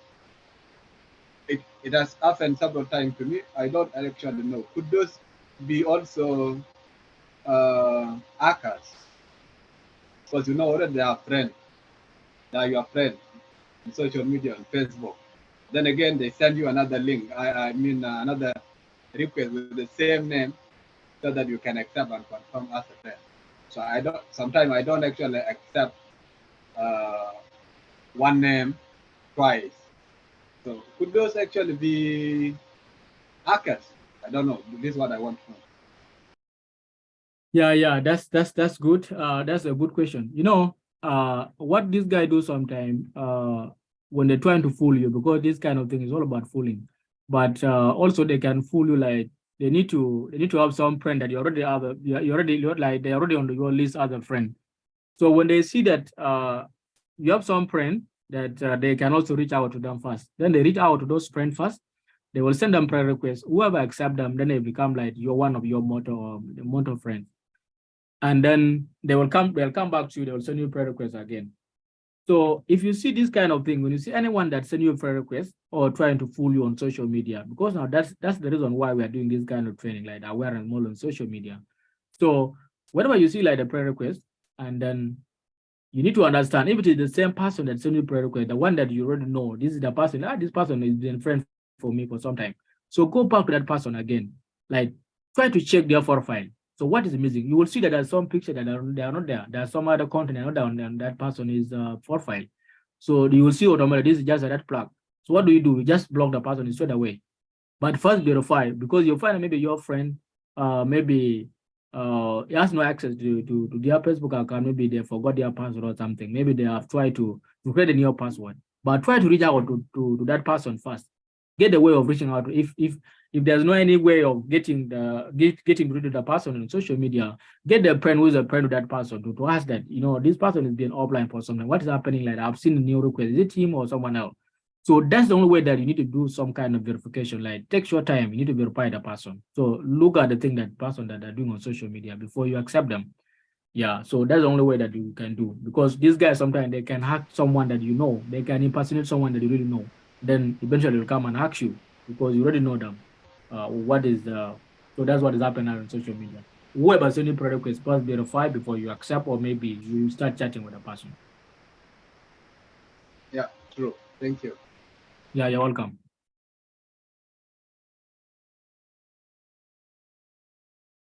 Yes, I'm back again. Can you hear me, please? Yeah, I can hear you. Yeah, there is one of the two factors authentication apps that I'm using. I'm not quite sure if it is actually encrypting my data, because the one that you recommend before, I think it was Google, because Google is also having Google Authenticator. Yeah, Google Authenticator. But then there is another one which is called Duo. Is what I'm Duo. Yeah. So yeah, is it's it called Duo. yeah. So is it Yeah. recommendable? Yeah. If you are using a Duo, because even me, I'm using Duo right now. Yeah. So Duo and Google Authenticator are all the same. But the difference is like, okay, there's no any difference. If you're using Duo, like personally now I use Duo. I don't use Google Authenticator. But you mentioned that also they don't do encryption. They don't encrypt your data. So it's just like a second layer of security, because you receive a code, a random code that they can generate for you. You put it back to your social media, then you log in.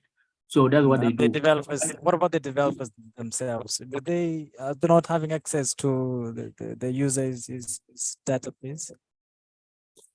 Yeah, it depends. Like who is using it. Yeah, it depends on who is using, because sometimes you need to read on their term and conditions. Like their condition, you need to go to rule, and you need to read what is happening, because in case sometimes, like for example, you want to go to Google Store, maybe Play Store and all this, try to download some kind of app.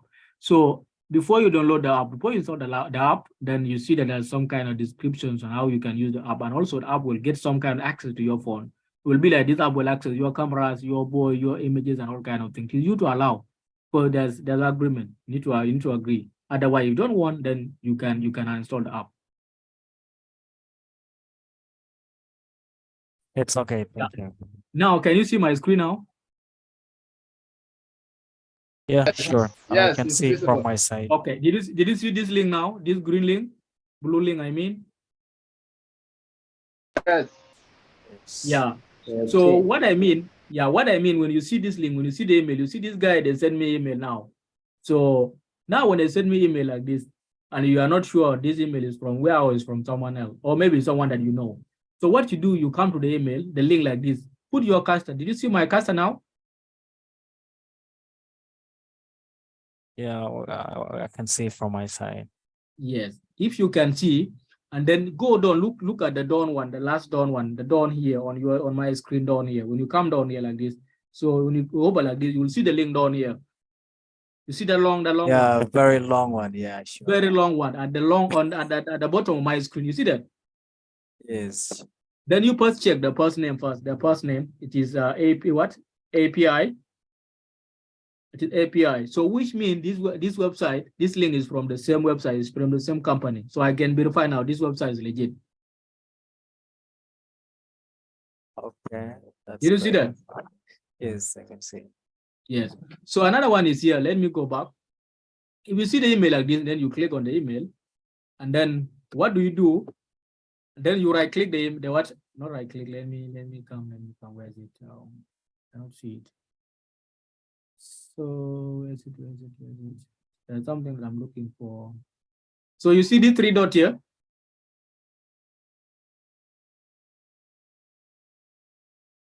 Can you see it? Yes. Yes. Yes. Then what you see there, you see more, right? Yeah, sure. Yeah. And then you click on it. So when you click on it, it's not here. I don't know why it's not here. Let me try to find out a little bit. I don't know where. I don't know why it's not showing. So there's something I was looking for. So I need to get the real source. But the important part of it, just to hover on the link like this. When you hover on the link, so you come down here, you'll see the link will take you to another website. So you'll find that if it is from the EcoBank, but this link down here, you'll find that it take you to another website, which is not the EcoBank. So automatically you see this is suspicious. Then you will not log in. Then you don't log into that one. So I think you understand that now.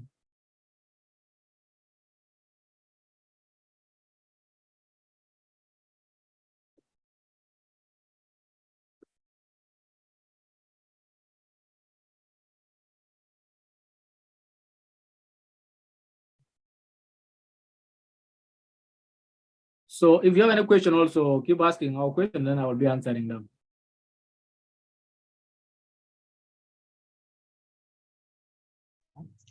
Okay, my question is, are you getting me?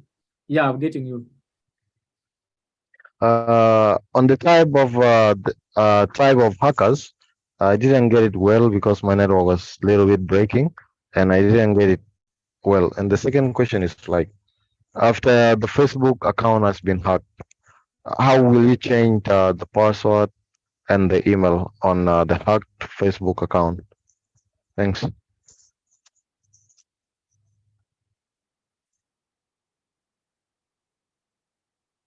Okay, good. Let me Yeah. try to go back. Let me go back. So you Hello? asked about Tidal hackers. Can you hear me? Yes. Yeah. So Yes. when you talk about Tidal hackers, they're almost like six or five something. There are 5 or 6 of them. So one of them I mentioned, it was like we have what we call white hat hackers. So these are sometimes you call them ethical hackers. So this guy, they hack with permission. This one is called white hat hackers. Yeah, you call them sometimes the ethical hacker. So they hack ethically. So without permission, they will not hack you. So you give them the permission to access the security vulnerability on your system. So whatever they find on the system, then they will give you a report so that for you to fix it. It's not them to fix it for you. You need to get some kind of other people to fix for them for you. Otherwise, they also, if it is in an agreement, whatever the vulnerability you find out, and then you also give me because they will give you the recommendation and the countermeasures how you can secure yourself against those kind of weaknesses. So that's what we call ethical hackers, and you call them white hat hackers. So we have a black hat hacker. Yeah, we have a black hat hacker. This guy, sometimes you call them crackers. So they crack whatever they do. They hack you without permission. So these are their motive. They just need money. That's what they need. So this is what we call black hackers. Sometimes you call them crackers. They can crack you anytime because this guy, they're super light. They understand all kind of technologies.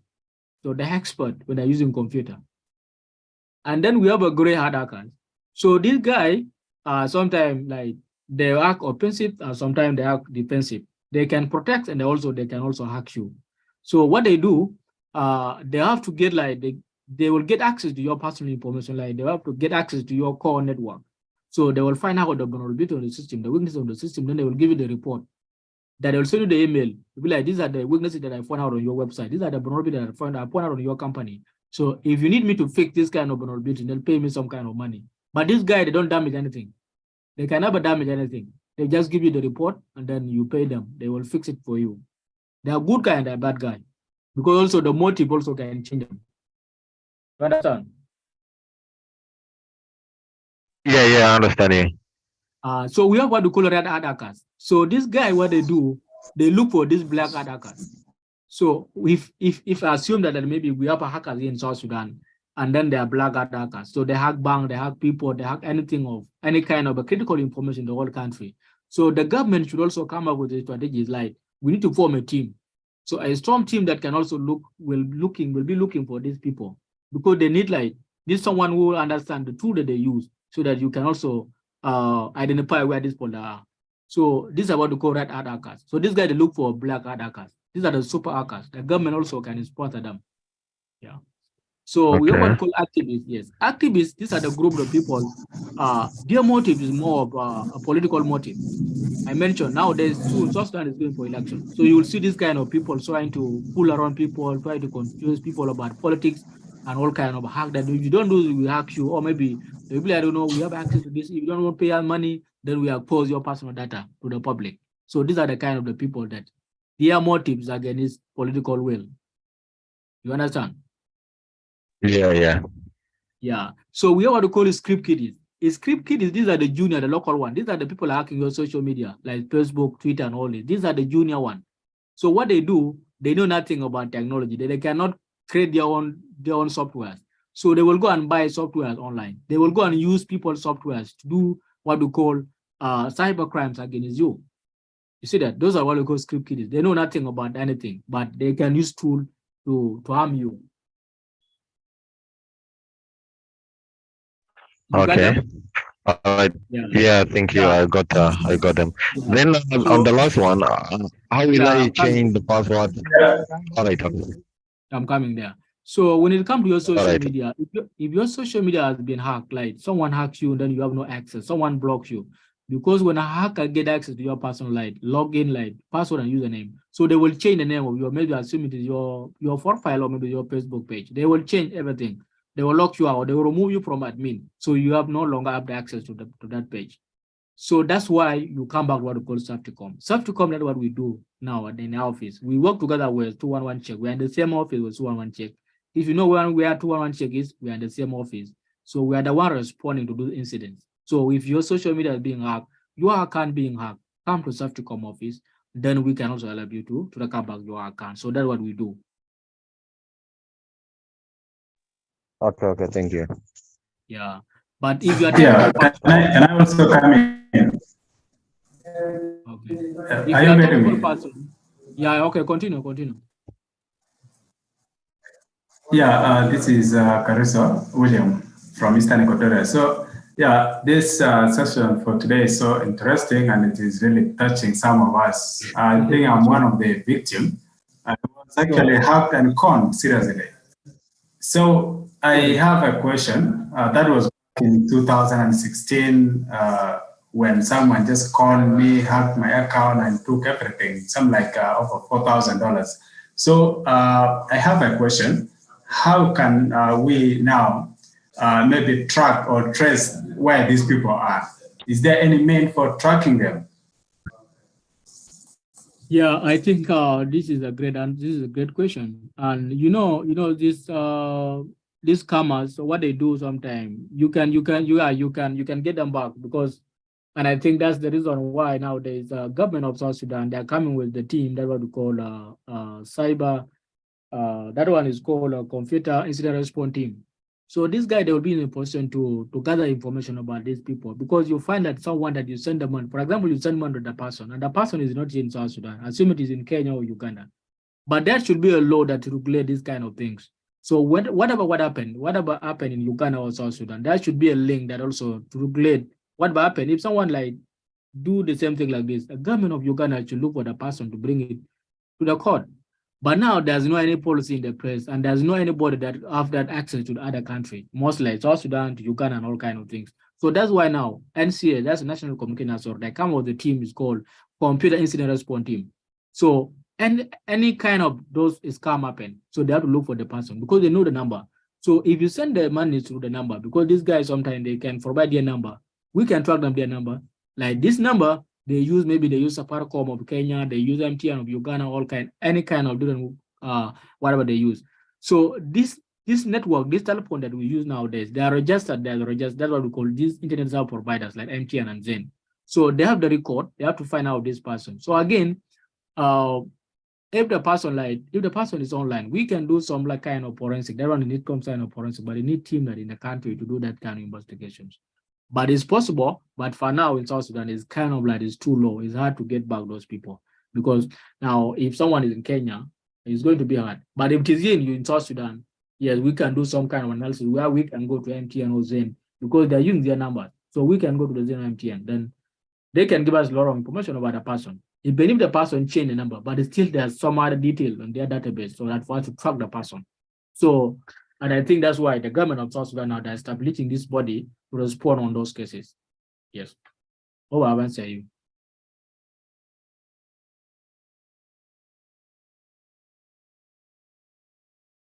Oh, I answer you. Yes, thank you very much. I've got the point. Okay, that's good. So let's continue. Let's make this class to be interesting because I'm also learning. Let's keep learning and all kind because there's some question that I cannot give you the direct answer, but at least we try to brainstorm together and then we understand the topic because there are a lot of people that their account has been hacked, maybe your friend or someone else. So there's some solution that I can give you, like, if you ask a question that maybe I'm in position to help you on how you can reach out to the people that can also give you help, then we can help.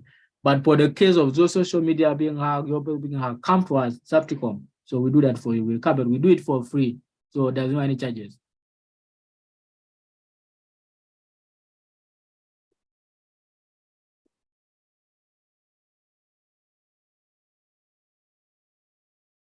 Are we there?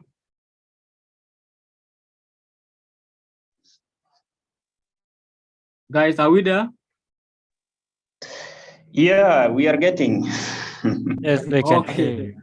Yeah. So, I'm expecting some questions. Yeah, any question or we are okay? I think we are okay. From my side, right? On your side, you're okay, right? Yes, sir. Okay, that's good. Anyways, if everyone is good, and then I can say this is the end of my session, my training, and then I'll be happy when I see you guys maybe sometime to come. I'm happy to see you today, and also I would like to meet one of you one day, one time, and then I think I'm happy that I have you today, and wish you a good evenings and be secure and stay safe. Make sure that you stay safe, and no one should try to spook you. No one should try to scam you. Then just be you, be secure. I know that there's no one who is a cyberproof. No one can hack me. So, but if you put more security measure on your place, no one can hack you. Even your social media, no one can hack your social media. Those social media we are seeing, they are very secure. So it is you have to be vulnerable to give those access to the attackers to hack you. Like sending link, receiving link, call, and all this. Please avoid that. Don't accept them. And thank you so much. I think I want to give it back to Bida.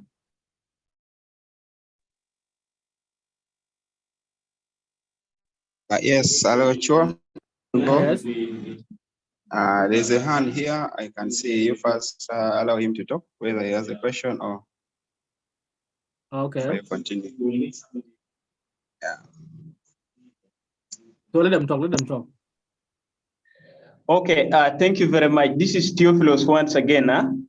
Yes, sir. Yeah, thank you. As you said, like when somebody's account is being hacked and somebody's maybe things have been hacked, maybe you said people should actually be visiting your office. And in case when maybe those in a far distance within not who are within not in Juba, and they want to actually secure their own accounts, maybe how possible will it be to their own side? And maybe I was also given ways of on how to secure account, like for facebook.com and /hack. Maybe I'm also seeing the time here is still a bit, so that maybe we go one by one, because I've tried. It's not actually giving me a kind of accurate information here. Maybe for you who has knowledge a bit, we go step by step, so that we also help, because we are here trained to also help others in case sometimes Facebook accounts being hacked, so that we also help based on the knowledge that we attain. Thank you very much. Oh, yeah. That's a good question. You know, that's why I give, if you go to our chat box now, I also give you the link, because it happens sometimes, because you guys you are very far, you're not in Juba, and you cannot reach us to our office. So the only link that you can visit is facebook.com/hack. You understand? I think that's the link that someone has given you, right? Yeah. Yeah, it's facebook.com/hack. So when you click on that link, so you will see an interface that report or maybe impersonation or something like that. You will see on the screens. And then when you go to do the process, like trying to recover back your account, sometimes you will stop from there. You understand? So you will not go further. There's only thing that happens sometimes. Like for example, if you're using the same phone and it's the same phone that you used last time to access that account that you've been used, that has been hacked, and then the Facebook, they have your personal data already on their database, because they track the user activities, whatever you use, the browser, the phone that you use. So they know all the information that you have. So when you try to say that I want to recover your account, so they have your personal data already. So it'll become hard for you. There's some button that is going to be enabled by Facebook. Otherwise, if you want to try to recover your phone using a different new phone, which is not the same phone that you used before, log in with that account. So it's going to be hard for you to get back. Even us also, when it comes to us here, like me personally, because that's what I normally do, recover on social media account. So when someone comes to me before I call person to our office, I first tell them, you know, when you come to office, make sure you come with the same device that you use. Otherwise, it will take some time for us to get back to our account. But when you use the same device that you use for logging your social media, it will become easy for me to get it back, even you personally. So now if you use this link here, facebook.com/hack, if you follow this link and the phone that you use is not the same phone, it will give you a time. So that's why you'll get frustrated and then you'll be like, this thing cannot work.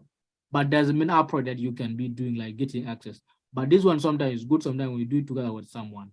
I did a lot of this, you know, there's someone that guy, that was a guy, he's called Ajang, he's from WOW.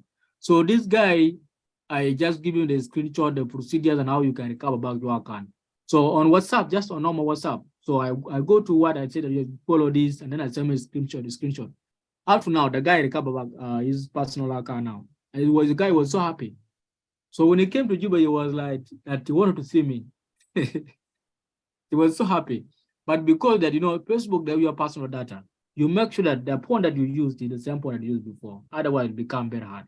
But we can do it right now. But here, right now, on the lecture that we are doing right now, but it can take us too much time. If it is the phone that, even if it is the phone that you used before, there's some other kind of tricks and, you know, another kind of strategy that you can use to reach out to the Facebook. Otherwise, it's good sometimes when you are there physically. But this is the only thing that you can do to recover your Facebook account. Many people, they recover this Facebook account using this link. If you use the same device. Yeah. Yes, someone else? Yes, my hand is up there. I hope you're seeing.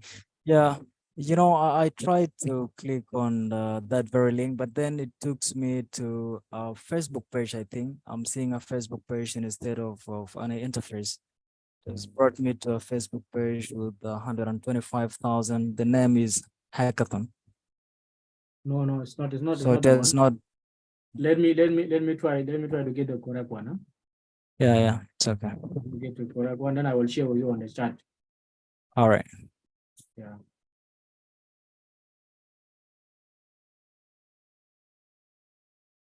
So anyone?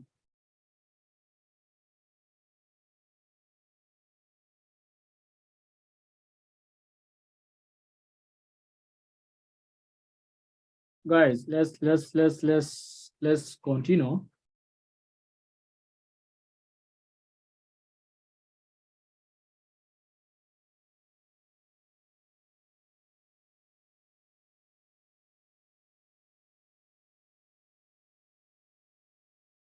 Yeah, you know, if you try to, you know, you see the problem before. Can you hear me? Guy, can you hear me? Yes, we hear you. Okay, the only thing that, you know, when you click on the facebook.com, then you click hack, it will take you to what we call action. So because we did not put hack, you need to put ED there.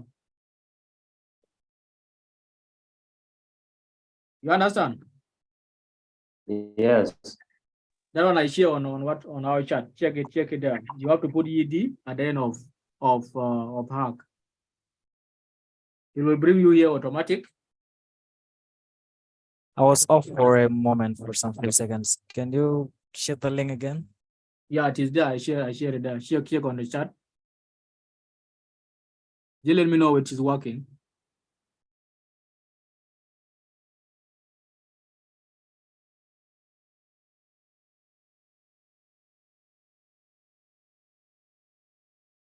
So you have seen it, right? Yes. Yeah, when Sure, you I click on got it, it. it will bring you here that my account is compromised, right? Yeah. Yes, you will see a blue, my account is compromised. So when you click on that, they will give you some instruction where you can recover back your account. But make sure that when you try to recover account, or maybe you want to help someone else, so let them use the same device, the same phone that they used before to log into that social media account. You understand?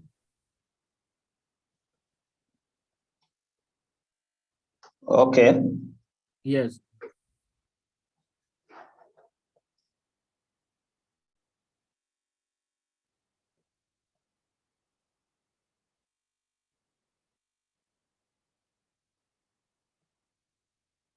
Yeah, I'm on it, and what I'm seeing is different. There's given some options. Are you hearing me, please? Yeah, I can hear you. Yeah, the What first do you one see? is saying that I found a post, message or event that I didn't create. Then the second one is someone else got into my account without my permission. So I think this can be the option that someone has to go for in That's the case option. Yeah. if That's your the account option. Someone is get likely access to to be my account hacked. without permission. Okay. Just click on that.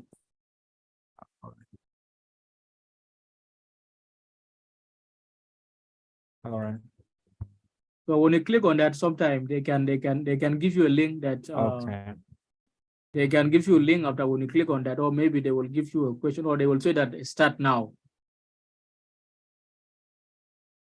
or report now.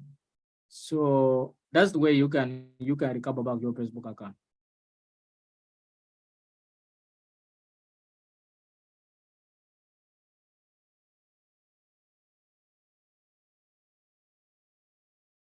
So guys, we are in only 5 minutes and then to wrap up our class, our training, I mean.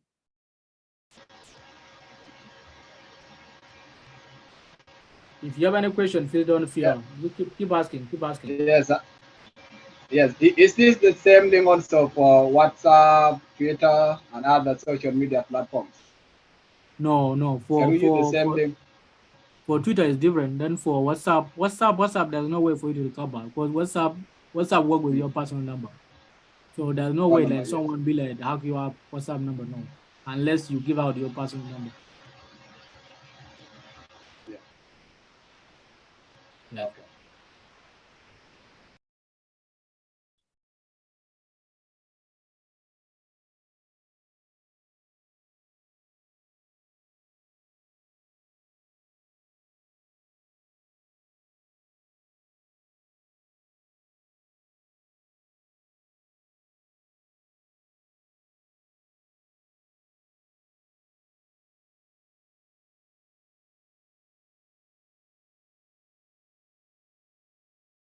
I feel like you guys, we need like another session for practical only.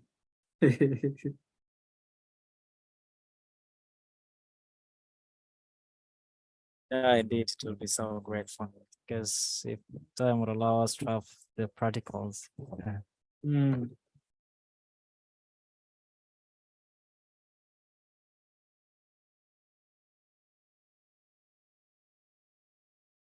So I think I have to call in Bida. Bida,